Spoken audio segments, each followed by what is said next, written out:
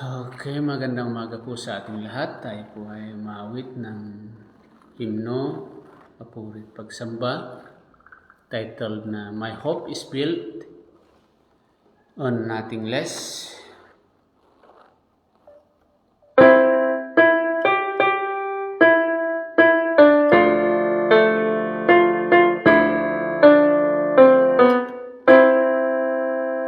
My hope is built on nothing less than Jesus' blood and righteousness.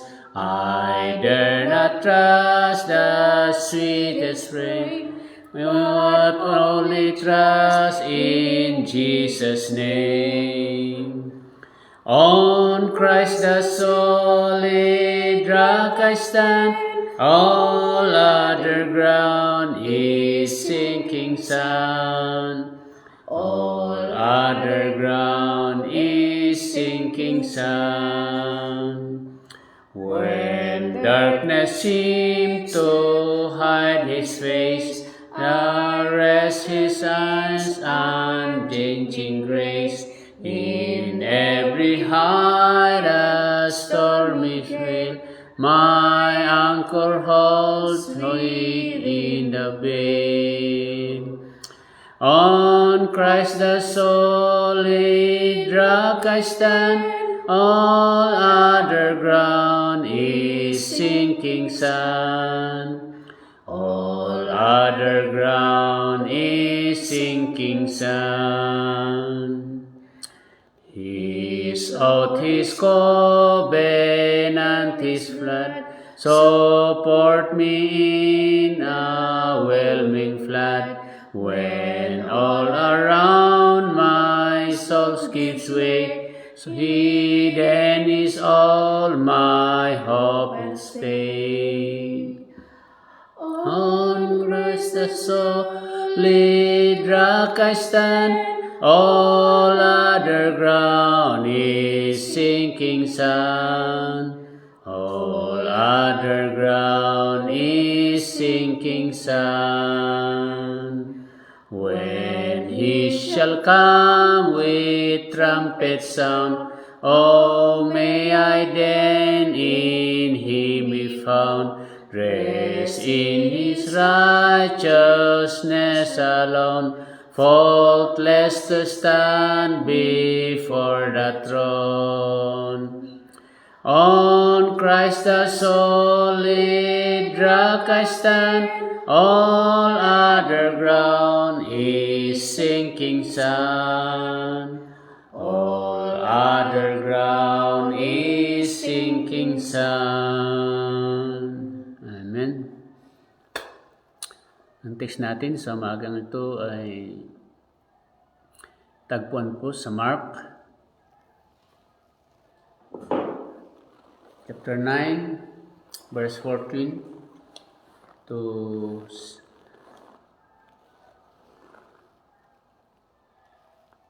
19. Sabi po dito, and when he came to his disciple, he saw a great multitude about them, and the scribe questioning him then. And straightway all the people, when beheld him, were greatly amazed, and running to him, salute him. And he asked the scribe, what question ye with them? And when of the multitude answered and said, Master, I have brought unto you my son, which hath a dumb spirit.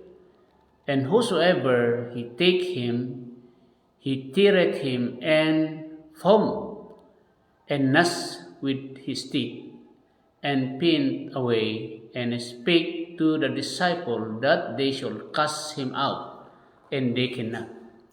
He answered him and said, O faithless generation, how long I shall be with you? How long shall I suffer you? Bring him unto me. So ito po yung sitwasyon na pinagaling po ng ating Panginoon ang isang nasapian ng masamang espiritu na kung saan ay mga disciple ay sinubok nilang i-rebuke, i-pray over, pero hindi umaalis yung masamang espiritu. Sabi po ng ang Panginoon, bakit ang tagal-tagal yung kasama ko kayo, pero wala kayong pananampalataya? Kulang ang inyong pananampalataya. Dalhin niyo sa akin. So when Jesus rebuked that evil spirit, agad-agad na nag-faint yung bata at umalis yung bad spirit. So, yun po yung dahilan kung bakit hindi nila kayang nananalangin sila, may pananampalataya sila, pero isa lang yung sinabi ni Jesus, the lack of faith. Kaya po minsan, tayong mga tao, sabi natin meron tayong pananampalataya, pero kulang tayo sa pananampalataya. Bakit kulang tayo sa pananampalataya? Ang gusto ng Panginoon, when we offer ourselves, kaya nga sinabi yung instruction ng Panginoon sa Romans 12:1 and 2, offer yourself as a living sacrifice. So pag iaalay natin ang sarili natin, kaya nakita ko sa mga Koreano, kapag sila'y nanalangin, talagang taimtim na pananalangin. Disiplinado sila kapag pumasok sila sa simbahan, pumasok sila sa kanilang simbahan. Walang gumagalaw, walang talaga concentration. No? Di tulad sa atin na Pilipino na pumasok sa simbahan, kumakain, paggalaw-galaw. So how can God appreciate yung ating pananampalataya when we offer something? We are talking with God. Kung humarap nga tayo sa mayor, kailangan na maganda yung tayo natin, hindi tayo daldal ng daldal, salita ng galaw ng galaw. God will be insulted. We are offering because ourself is a living sacrifice. Then we must do something that glorify God. Yun po yung isang bagay na kung bakit hindi kinaya ng mga disciple na pinalayas yung diablo. Dahil they are not worthy. So pumasok tayo sa ganitong sitwasyon. We need to prepare ourselves because we are talking with God, hindi tao. Yung mayor nga, yung mga tao, rinirespeto natin. Bakit yung Diyos hindi natin kayang respetuin? Siya yung may control lang lahat. Sa Kanya tayo umaasa. Then, ibig sabihin, when we come to the presence of God, we must be prepared. Handa po tayong makinig. Kailangan na presentable. Kasi sabi po doon, present yourself as a living sacrifice. Buhay. Paano tatanggapin ng Panginoon yung hain natin, yung panalangin natin? Because we are not unworthy. Yung isip natin, dala-dalawa. Kaya sabi ni James, you are double-minded. Kasi dala-dalawa yung ginagawa natin. Habang nakikinig, may iba pang ginagawa. Double-minded yung sinasabi ni James, yung ganon. Kung gusto natin sagutin tayo ng Diyos, kung gusto natin na ibigay ng Diyos yung hinihiling natin, then we must be present yung isip natin sa Kanya. Naka-join in. Paano ma-charge yung cellphone natin kung hindi nakasaksak? Ganon din naman na tayo. Paano tanggapin at i-join in ng Espiritu, yung Espiritu natin sa Kanya, if we are not willing? Double-minded po tayo. Yun ang sinasabi ni James. At yun po yung dahilan, nakita natin dito sa Mark chapter 9, yung mga disciple, kasama sabi ni Jesus, natagal na kasama ko kayo. Pero minsan, sinabi ko na manalangin kayo, nagtulog-tulugan kayo. Sabi ni Jesus, the body is weak, but the spirit is willing. kahit yung willing yung espiritu natin, pero yung hindi naman natin inaalay yung sarili natin, yung katawan natin, na maghanda para sa Panginoon, ay siyempre, dahil ba na hindi nagpapakita yung Diyos natin sa atin, hindi niya akala natin, hindi niya nakikita, napapansin yung attitude natin, then that is a wrong concept of worship, wrong concept of a prayer. Dapat kapag pumasok po tayo, kaya nga yung mga pare nun, yung Old Testament, kapag hindi sila worthy, tatalian nila yung paa na papasok doon dahil pag pumasok na hindi sila worthy, automatic mamatay sila doon sa kabanal-banalan. Ay paano kung ganun ang mangyari ngayon kapag pumasok tayo sa presensya ng Diyos at we are not worthy, ay bigla na lang tayong naulantak dahil hindi tayo kaaya-aya. Pero hindi ganun ang Diyos. Yung dapat i-correct lang natin, when we come to a prayer, we must respect God, preparing our mind, soul, and spirit to tune in our spirit in prayer and in worship. Yun ang gusto ng Panginoon. Kaya kapag humiling po tayo, nag-pray over tayo, sasagutin ng Diyos agad. Ibibigay ng Diyos kasi we are tune in. Naka-tune in yung espiritu natin, naka-tune in yung isip natin. Hindi tayo nasa palengke na kung ano yung ginagawa ng iba, ginagawa, parang nasa palengke. We are in worship. Kaya nga, the meaning of rest is in connection with God. Yun po yung ibig sabihin ng worship and prayer. Dapat meron yung respeto sa Diyos na nakakaaya. Offer yourself as a living sacrifice, renewing your mind because your body is an instrument to glorify God. Kaya buong sarili natin, inaalay natin, prepare natin. Okay, so sa umagang ito, salamat sa salita ng Diyos, pinakita sa atin yung kabanalan ng Diyos. God is holy and therefore we must be holy in presenting our sacrifices, our offering to Him.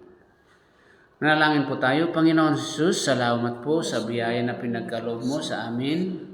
Sa umagang ito, kami po ay nananampalataya, lumalapit sa iyo na may pagsamba, may pasasalamat dahil kayo po ang Diyos na makapangyarihan.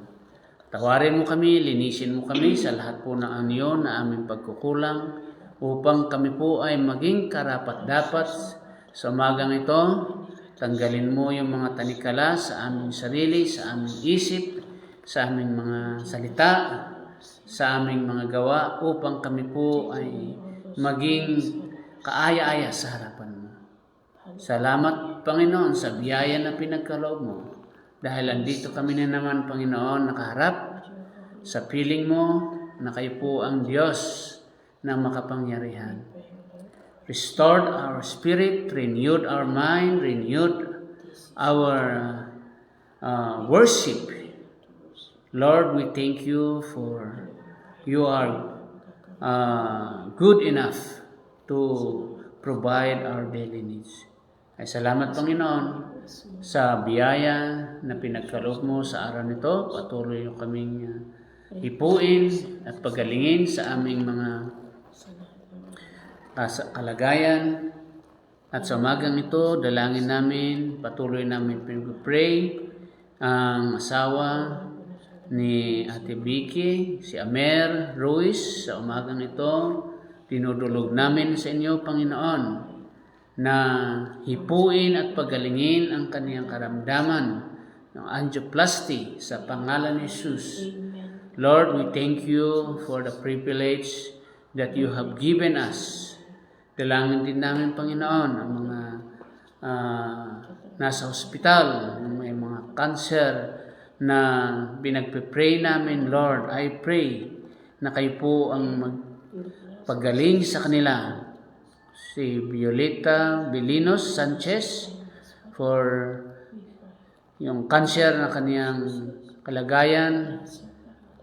Alam ko, Panginoon, na kayo po ang pinakamataas na doktor. Ipuin niyo ang kapatid nito at pagalingin sa pangalan ni Jesus. Prayer also for mga dialysis patient, si John Gayodan, at yung si Pastor Cesar, at Lisa Dangpa, at lahat po ng mga nagda-dialysis. Lord, I pray sa umagang ito, kayo po ang Diyos na makapangyarihan at nakakaalam lahat ng kanilang pangailangan. Sa umagang ito, pagalingin mo sila sa pangalan ni Jesus. Ganon din po yung mga stroke patients na patuloy mo silang pagalingin sa pangalan ni Jesus. Si Virgil, si Brother Ben, mga iba pa. Humihiling kami, Panginoon, na biyaya pagkaloob mo sa kanila, na sana buksan mo ang kanilang isip, yung kahalagaan ng pagpupuri, kahalagaan ng inyong pakipag-ugnay sa inyo. Dalangin namin, Panginoon, Sharon, silingan sa kanilang araw-araw na pagtatrabaho. Prayer also for yung mga may karamdaman sa umagang ito, na na-test sa kaniyang ubo at physical needs. I pray and rebuke in the name of Jesus. Heal her by your grace and power. Ganon din si Sister Nena sa kaniyang kalagayan, Panginoon, kaniyang check-up, at ano ang plano ng doktor sa kanya.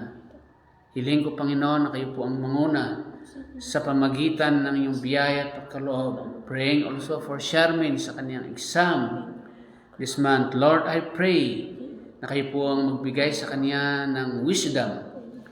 Ganon din, Panginoon, ang anak ni Grace at Clem, na patuloy mo silang pagpalain at pagalingin sa kanilang ubo. At lahat po, Panginoon, ng ating kapatiran, si Tess Bilalay Tog, na ang kanilang kalagayan, Lord, I pray na kayo po ang manguna sa kanila.